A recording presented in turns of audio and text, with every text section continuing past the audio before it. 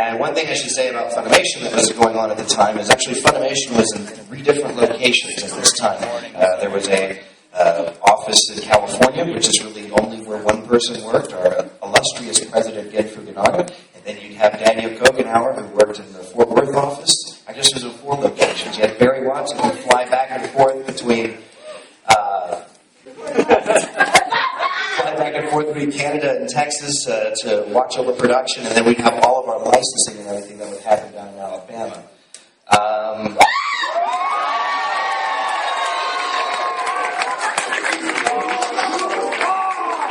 Yay, dairy products. So, at that point in time in production, we were moving at approximately 15 to 20 episodes a year. And to put a little bit of perspective to that, these days at Funimation, we're producing somewhere in the area of 500 to 700 episodes every year. So that's all the titles, right? Yeah. Okay. So all of the edits, the way we would do all of this, instead of going through and recording the episodes uncut and then going back and editing them, the idea back in 1995 was that the audiences at the time, mainly broadcasters, not actually you guys, would only let Dragon Ball Z on if it was extremely edited. So they'd do all the edits. They would do all of the edits. I don't have to tell you the story. Skip it! So they would do, that's just the history. Well, hold on, there's a happy ending to all of this. Really? So You will all get a happy ending. Yes! So we're getting edited over here. So they do all the edits prior to, and then they would write to an edited version, which is why it is so impossible for us to actually go back with some of the original casting and present an uncut version of that, because one never existed. Hey, look at that handsome guy. Oh, yeah. How handsome was I back then? That was the last of my hair. Dude, that's a clone of you. That's somebody else. So back in these days when we were recording, as you can tell with these advanced computer monitors you see back here, but we were actually recording everything to tape, and then we'd have to go through these DAT tapes, and then... Is that the thing called a MIDI player? No, that's... Yes, totally ran through the MIDI player. And the tape machines would only work, in some defense, if you were wearing a brightly colored shirt. So, that was not my decision. Like, it was the only way to operate. Is there anything you can tell us about the whole shirt? No. Tell us about that shirt and why it's so hideous. About recording to tape on DAT and then having to go back, as opposed to having these individual sound files so conveniently placed where you could access and edit them. It took us so long. You know how you say like 15 or 20 episodes a year? That makes a lot of sense, because there was about a year in between every take. Because we would record a line and then we'd have to stop the machine from, because we didn't have digital files then, so we had to stop the machine. It would stop and go,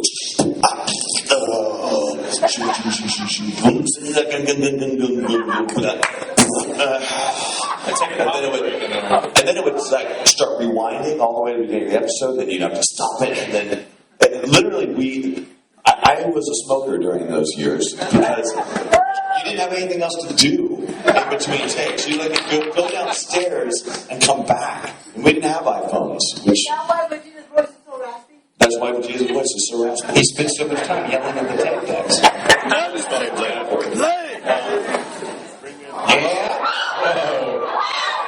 As I mentioned before, our licensing department ran actually out of Alabama, but that doesn't explain. Here's the most of that Goku. Hi, Goku. You want to fight? I'm Goku. What are you doing? That's how I'm driving around. I should be a monkey.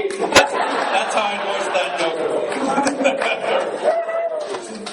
All right, now this is an extraordinarily significant photo. It mentions Daniel Kogenauer, and I've already mentioned that, but this is actually a picture the minute Dragon Ball Z was signed to be brought over to the United States. It's in Japan. If you'll notice, the time is 4:30 in the morning, so these guys have been going all day, all night with negotiations before they finally got the thing signed. But this is the Toei Funimation agreement. This is what brought Funimation over to us. So this is the birth of the dubs that you guys have been listening to for 15 years. That's was a long haul capper. I didn't know you guys had that. So, yeah. Oh, I love that shirt you're wearing, Sean. I really wanted to find me a second ago. I was into the show. What comes around goes around. I told you, it was required back then. Again, explaining here that back in the early days, Barry would actually fly back and forth between Canada and Fort Worth to check the production, to watch the recordings going on, and manage all of the production of the show. And Sean would go. There's Gin and his toy. Gin actually lived in California the whole time here, and they were kind of waiting to see. Is that his eHarmony profile picture?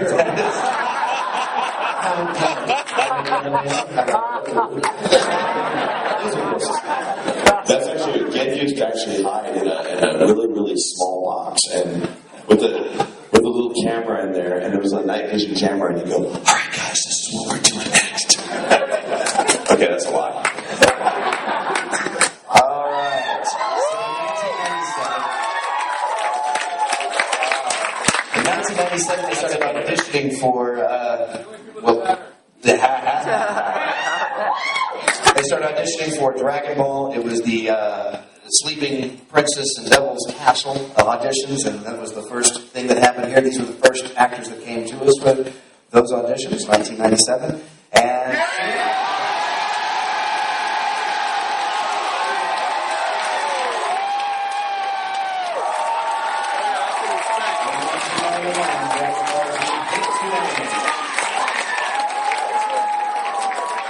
little tidbit of knowledge for you here, but not only was, of course, Sonny Strait the voice of Krillin in Dragon Ball Z, but he was also the voice of the robot on the Toonami station. That's Cynthia Krantz, and she doesn't have anything on her face. That's just part of the old newspaper print that we have there.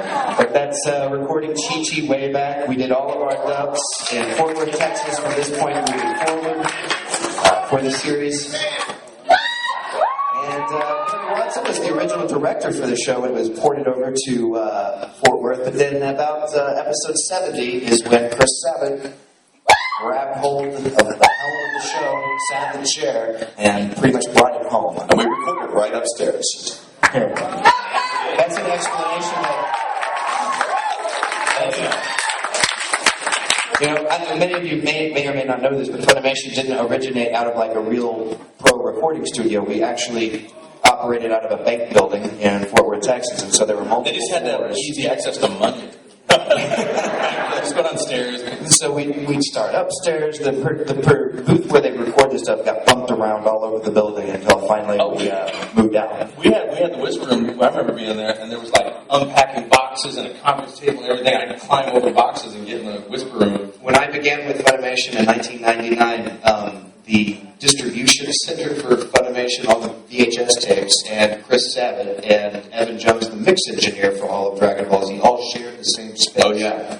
The cool thing about that time period, though, is everything was on video cassette, and when merchants would sometimes send material that didn't sell back to Funimation, but they'd accidentally send the wrong stuff. So we'd open up boxes and it'd be like, Girls Gone Wild, or like, whatever video happened to be in there. So I really expanded my video collection. Especially with lots of movies.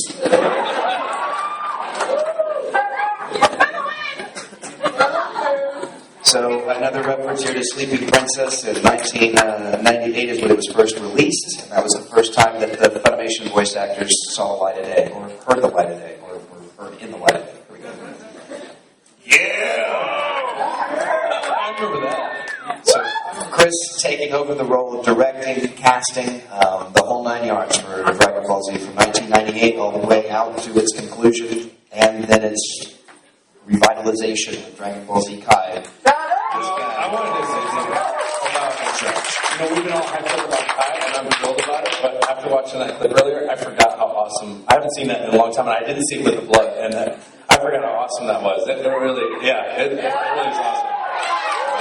I was really shocked.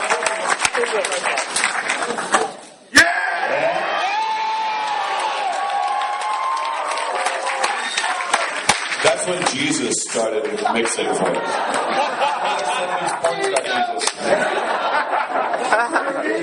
Jeremy Jesus. Bruce would go through, The same sentence, sorry. Oh, Jesus. now, Bruce would go through and compose all the music for Dragon Ball Z, but something that you may not know is that we would have an employee at Funimation who would have to go through every second of every script and write down on the scripts what type of music was needed. If it needed to be pensive music, if it needed to be action-oriented, if it needed to be heavy hits, all these kind of things. So they would literally go through every second of a 20-minute episode writing down what the new music needed to be. And this was literally while you were sitting watching only the dialogue and the picture. No sound effects. There was no music we were listening to. In 95% of the cases, we didn't even have those elements from Japan to preview and listen to. Yeah, this is actually an image of him waiting for those notes. Just waiting for them to come in. You walk in, Bruce, you all right? Wait on these notes, man. Right? Oh, I remember that. So back in the day when you I remember this. Wow, really? Him and Dragon Ball Ball. and Lycos' top 50. We were really excited when we beat Britney Spears. Even with 7 Dragon Balls, we couldn't beat.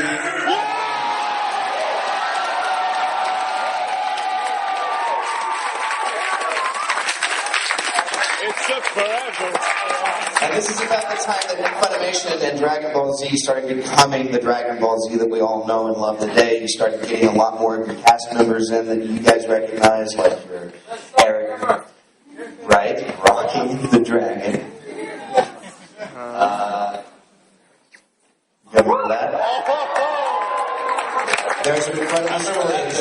Did any of you guys ever witness that firsthand? Did any of you ever see the Hummer when it come to your town? Somebody saw the Hummer. We rode in once and we made a bad turn. We just drove over the median. Those things are. I think Adam still drives into work every day.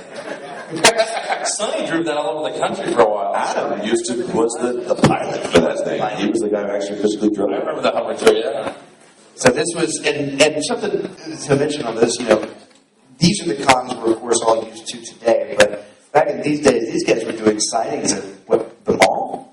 Yeah, we signed Military bases? Dude, we had to do a signing at the Palisades Mall, and I was on a truck with Santa Claus and me. And it's like, Goku versus Santa Claus in terms of popularity. We got the Palisades Mall, right here. And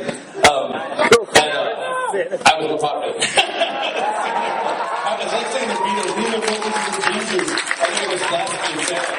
But it was really funny to be on a boat with Santa. It's like, what the hell am I doing there? This is when a slew of those handsome actors came in. They just wanted more handsomeness and Andre Agassi on the low right. Oh, shit. Ken knows that. A lot of these are actually old headshots from back in the day. Yeah. Ken actually saw that particular headshot the other day, and he was like, look at the top of my head, there's hair. But this is when we started bringing in these. So, matter of fact, the first recording session that I worked on was with Mr. Eric Vale, and it was his first recording session. This is also the time when Dragon Ball Z first came out on DVD.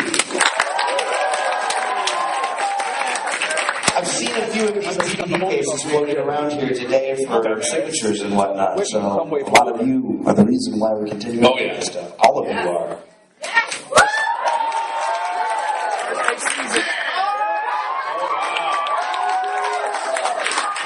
Nice swing. Is that Chris Baker's mom? The next batch of actors that rolled in through auditions, we started casting out through this would actually, I suppose, cover. You got Young Trunks, you've got Goten, you've got Hercule, Teenage Gohan there, and Kid Buu back there. That picture of Kyle is actually his recent headshot. This is when nothing happened. That's where I was. We were training in the hyperbolic time chamber. Otherwise known as sleeping in the booth. I was sleeping in the booth at lunch. You guys would go to lunch and I'd be tired because I was, and I could lay down on the phone in the booth and fall asleep. I had the headphones on and you hear the mic. Shot time to work again. Yeah, I remember that. Yeah, totally sleep in the booth. To archive episodes back at that time, we'd actually have to use jazz discs. And you could only get half of the episode. It would take 20 minutes to download. Jazz? Is that what they call it? No. Jazz. Wasn't that right? Oh, the zip drive. Zip It drives a jazz. They had jazz drivers. Yeah, I remember. Yeah. So we'd wait and get like maybe 10, 15 episodes that needed to be backed up. And so these things would take approximately 40 minutes to take off of one machine and another 40 minutes to put on another machine and then another 40 minutes to back up onto I disc. mean, in some defense, they did have 400 megabytes of data. Wow. You know what? Wow. So I'd sleep in Funimation doing all of these archives. But one of our IT guys actually did because I knew very little of computers except for what I was being taught at Funimation. So one of our guys came in with those 8-inch floppy disks, a box of them, and said, "Need you to back it up to this." I didn't even know how to get it into the drive. 2003, Wow. Dragon Ball the original series on DVD. And this was actually some of the first stuff that I got unleashed to direct. Chris allowed me to direct Lord Slug himself on the movie Lord Slug. Yeah, He had to go back and re-record everything, I'm sure. I did. But I did get unleashed with Dragon Ball here. Alright, so also by this time, which was towards the end of Dragon Ball Z and the Buu Saga, we started having to bring in multiple directors to meet ever-increasing deadlines from Cartoon Network, as well as some DVD deadlines. This is, you'll see Chris's face get wrinkled up on this part. And our next batch of actors here. So we've got Mike McFarland again, but Senor Chris Kaysen over there, and then of course Android 17 Chuck Huber.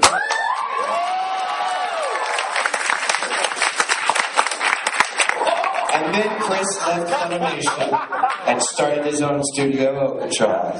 Yeah. There it is. Those are the days. That monkey was real, by the way. Wow. I thought you'd like that. Thank you. Dragon Ball GT started up in production at this point, and Chris Beckman's helming the direction of it.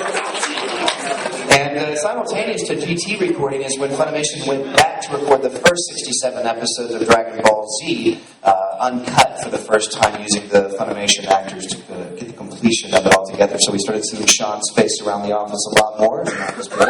And Mike McFarlane and Zach Bolton really led those projects. And then Dragon Ball Z concluded. I really liked it. I really did. I was like, you can't win games. Or so we thought. That was, and I'm doing this big thing here. You know what's going to happen. So go, oh no, Dragon Ball ABC Elemental P is coming out. AF's a rumor, by the way. April Fools, yeah. They should have Dragon Ball Elemental P. I would love that. What's this? What are these? It's marketing guy time. Okay. Just to give you a little kind of sneak peek about some of the DVD extras that you guys are going to be seeing on these next releases. What we're doing is we're including, part of that Capsule Core archive, we're including collectible character cards. So right now for this particular one, Chris has graciously signed this one. And so we're going to be having each one of these, there'll be a different card to collect. And it's a foil stamp signature, so when it's all said and done, we'll have a full set of all of them together.